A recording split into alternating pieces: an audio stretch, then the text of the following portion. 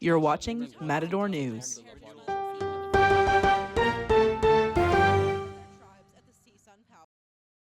Hello and welcome to Matador News. I'm Eric Davidson. And I'm Hayden Standen.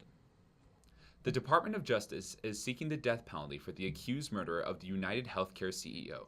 Luigi Mangione was federally charged with stalking and the first-degree murder of Brian Thompson in Manhattan. The DOJ says the attack was premeditated.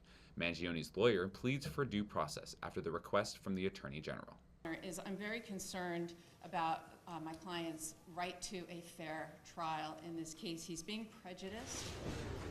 If Mangione were to be convicted, a separate jury would determine whether to recommend the death penalty. President Trump's tariffs are set to be implemented this week. Alongside that, LA County is raising the sales tax on some products as of Tuesday. Our tech reporter Dani Sapoznic says some goods will be exempt from these rising prices. With the approval of Measure A last election, the county sales tax will be raised 0.25%, including incorporated cities. Before, the tax was 9.25. Now it's 9.5. It may not seem like much, but the pennies will add up, both in your wallet and for the county. This escalation will help services for affordable housing, mental health treatments, and homelessness. The increase is affecting products including cars, hot meals, and alcoholic beverages. The increase won't be applied to groceries, purchases made with EBT, and medical equipment. In more news at a national level, stockholders are at the edge of their seats as they await Trump's Liberation Day announcement tomorrow. The announcement will reveal reciprocal tariffs that can negatively affect economic growth. Market experts have many concerns about the impact this will have on U.S. stocks. Wall Street has taken the heat this quarter, with the S&P 500's benchmark dropping 4.6% this year, its worst quarter since 2022. Compared to his first term, President Trump's focus on the market has decreased. Similarly, waiting for Trump's announcement, China is ready for a tariff war. While China and the U.S. are close competitors in economic size, a possible result would be China weakening ties with the U.S., which would affect worldwide supply chains. Trump suggested reducing Chinese import tariffs as part of a deal to sell social media platform TikTok to the U.S. As the concern continues, Beijing has taken advantage of this time to gain support from countries in Asia and Europe who were also affected by the U.S. Car dealerships in the U.S. can expect lots of sales this week. Experts are predicting that customers will rush to buy new cars before the auto tariff goes into place. Trump says if the prices go up on foreign cars, people are going to buy American cars. Auto manufacturers are also expected to reduce production, waiting to see if the tariff is set in stone, which will also lead to lower supply and increased prices. That's all for me in the world of business. For Maple Hall, I'm Dani Sapoznic. Now, back to you. The Trump administration has been gutting the federal workforce with sweeping layoffs all across the board. The Food and Drug Administration is immediately feeling these effects as tobacco director Brian King was fired this Tuesday. During his time as tobacco director, King brought teen vaping to a 10-year low by ordering companies to remove their sweet-flavored e-cigarettes from the market. Trump has pledged to save the vaping industry, even though tobacco-related diseases hold strong as the nation's #1 preventable cause of death. RFK Jr. is set to cut over 10,000 jobs at the CDC, which oversees health, food, and drug supplies along with Medicare and Medicaid. Internal agencies in the department, including senior aid, disability benefits, and offices for HIV prevention, are all on the chopping block. This move is part of the Department of Government Efficiency's broader initiative in which 100,000 workers have already lost their jobs. Experts say the cuts will affect vulnerable Americans with chronic and infectious diseases. New Jersey Senator Cory Booker now holds the record for the longest filibuster in Senate history. The record, previously set in 1967 by segregationist Strom Thurmond, resided comfortably at 24 hours and 18 minutes until this Tuesday. Booker took the podium Monday night to tell frustrated Democrats that their Congress members have been doing as much as they can to stop President Trump's actions, despite holding minorities in both congressional chambers.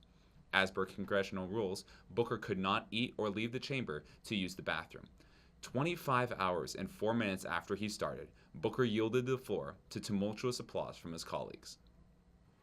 The Trump administration is receiving criticism after accidentally deporting a Maryland man to El Salvador. Blowback began after the administration announced there were potential errors in the rush to deport thousands. The deported man was living with his wife and children before the incident.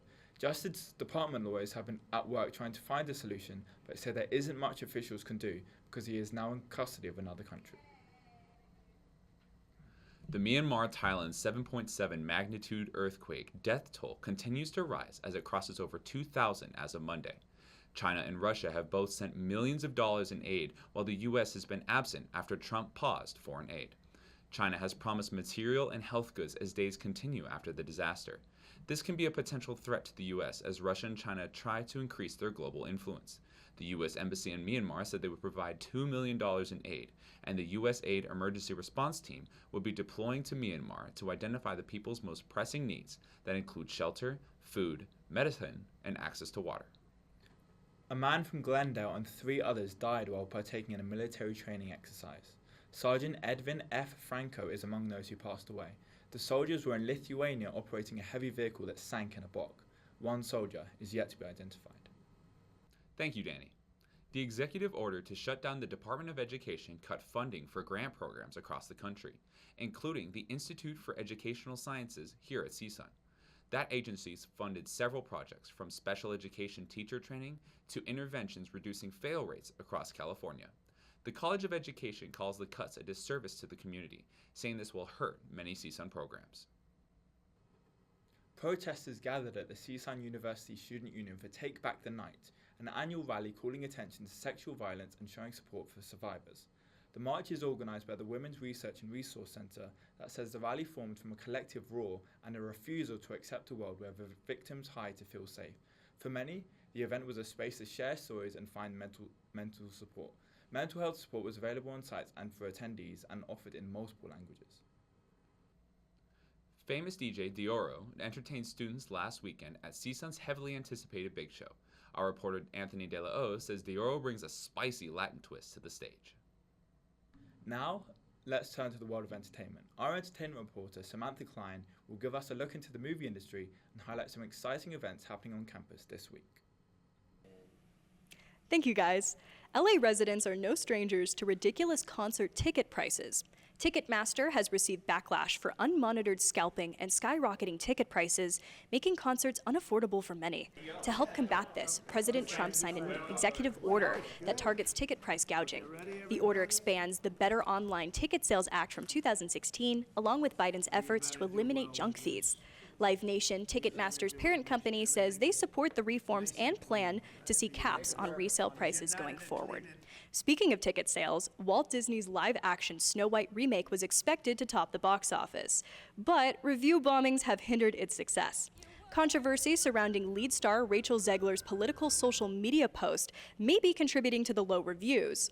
The film holds a 1.5 out of 10 on IMDb, one of the lowest scores on the platform. However, IMDb allows users to leave reviews without verifying if they've seen the film. Rotten Tomatoes rates the film at 40% and does require ticket verification, but it's still a bust for Disney.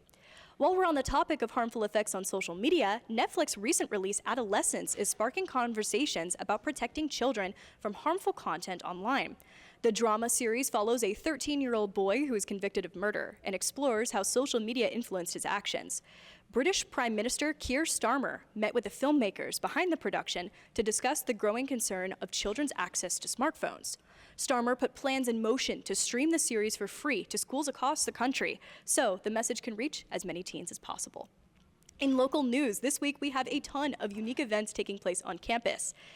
Get ready to rumble with the Round for Round Boxing Challenge open to students in the SRC. The top 10 fastest times in each boxing category will earn a spot on the leaderboard.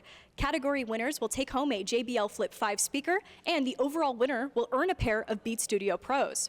Throw on your boxing gloves, bring your best, and see if you've got what it takes to claim the top spot. The University Student Union is hosting their 27th annual cultural event, Carnival, this Thursday, 11 till 3 p.m. in the Plaza del Sol. With a vibrant mix of food, performances, and interactive activities, students will have the chance to experience diverse cultures from all around the world. After Carnival, keep the excitement going by heading over to the USU Games Room for a live billiards showdown. From 5 till 9 p.m., show off your skills on the pool tables or simply enjoy the action with friends. Well, that's all that I have for you here in the world of entertainment. From Manzanita Hall, I'm Samantha Kline. Back to you guys. Thank you, Sam. As the weather starts to get warmer, destination towns are starting to put away the ski poles and snowboards, trading them for fishing poles and swim trunks. Big Bear is the latest to open the doors for summer activities, as the lake is now open for boating and swimming, although the water is still quite cold. Big Bear is expected to draw an increased number of visitors this year, as the wall-to-wall media coverage of the newborn eaglets has been nothing but good press for the town. As summer starts, the forest will be closed for quite some time for the eagles' protection. When March hits, nature brings its own madness to Southern California, brightening the dry terrain with an array of blooming wildflowers known as the super bloom. These blooms have captivated tourists, drawing in over 100,000 people to the fields of the Antelope Valley to take in the poppies. Even with limited rainfall this year, the blooms extended for 8 miles. The blooms have specific requirements to occur. Poppy seeds can live under soil for 10 to 60 years without proper nourishment. While you're off playing in the flower fields, Major League Baseball teams are playing in their own. Our sports reporter Matthew Gonzalez has the stats on the Dodgers' recent winning streak. In professional sports, the Lakers pulled off a stunning win against the Houston Rockets 104-98. The Clippers beat Orlando Magic 98-87. The playoffs are closing in, and both teams hope to finish their season strong in the last few games. Moving on to baseball, the Dodgers faced off against the Atlanta Braves, winning 6-1 last Monday, and will have 2 more games Tuesday and Wednesday of this week. The Angels have had a great season so far, beating the Chicago White Sox in their first series 2-1. The Angels beat the St. Louis Cardinals 5-4 last Monday and will have 2 more games Tuesday and Wednesday of this week. In soccer, the Los Angeles Galaxy lost against Orlando City 2-1. The Galaxy have had a rough start to their season after winning the MLS Cup last season. The team stands in the 13th spot of the Western Conference standings. The Los Angeles Football Club made their rival debut against the new team San Diego FC last Saturday with a 3-2 loss. Both teams will have their CONCACAF Champions Cup quarterfinal matches this week against Tigres and Inter Miami. On to Matador sports, the men's baseball team suffered 2 huge losses against Hawaii University, 3-9, 10-14, with only 1 win, 15-10. The men's volleyball team faced off against UC Santa Barbara at their home court and on the road with 2 losses, 2-3 and 1-3. In track and field, the men's team claimed 4 sprint victories at the Vince Oboyo Classic at UC Irvine. Walter Pierce won the 400-meter, and Chase Mars claimed the 200-meter title, while the 4x 100-meter relay team took home first place. Tyler Connelly also was victorious in the hammer throw last Friday. On the women's side, 2 Matadors found the winner's circle, with Summer Mosley taking first in the hammer throw and Jasmine Haskell winning the 400-meter title. The men's volleyball team hopes to bounce back against Hawaii University Friday and Saturday, with both games starting at 6 p.m. The men's baseball team will face off against Cal State Fullerton with 3 games Friday through Sunday this week. And track and field teams will have 2 meets this weekend. The first one being the Triton Invitational hosted by UC San Diego and the UNLV Rebel Allied, April 4th through 5th. That's all for sports. Now back to the studio. CSUN's Northridge Street Dancers started a flash mob outside of Sierra Hall in light of April Fool's Day. The club incorporates many styles of dance into their original and innovative hip-hop choreography and has become a recognizable group who performs on and off campus. Spectators were confused at first but cheered the dancers on, who appeared out of nowhere. That's all for now from Matador News. Check out the Sundial YouTube for more from our reporters. I'm Eric Davidson. And I'm Hayden Standen. See you next week, Matadors. Up top.